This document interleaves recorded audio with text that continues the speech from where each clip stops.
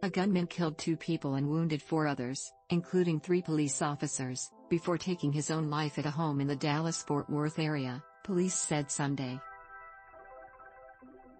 Wounds suffered by the 4 survivors were not life-threatening, police said.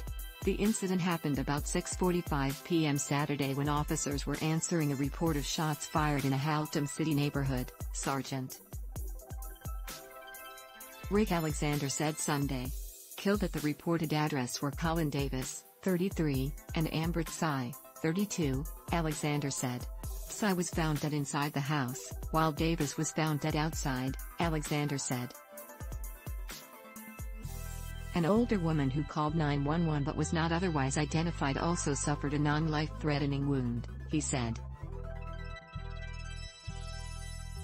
Security video shot from a neighboring house screened at a Sunday news conference showed 3 officers approaching the address when rapid gunfire erupted, wounding 3 officers. Officers returned fire as the gunman fled the house through a back door.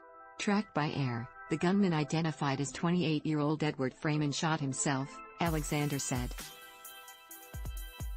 Freyman was found with a military-style rifle and a handgun, he said.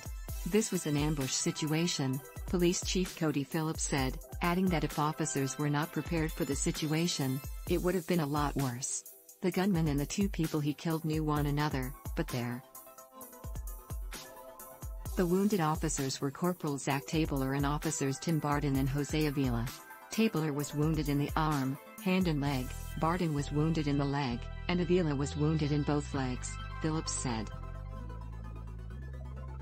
Barton was treated at a hospital and released Sunday, Phillips said, while Tabler was recovering from surgery and Avila was awaiting surgery. The Texas Rangers, the state's elite investigative agency, has taken over the investigation. No motive for the shooting was immediately determined. The incident is one of several recent instances in which law enforcement officers were fired upon while responding to calls. 3 officers were shot dead in eastern Kentucky while trying to serve a warrant. Police took a 49-year-old man into custody late Thursday night after an hours-long standoff at a house in Allen, a small town in the hills of Appalachia. He remains jailed on a $10 million bond charged with 2 counts of murder of a police officer.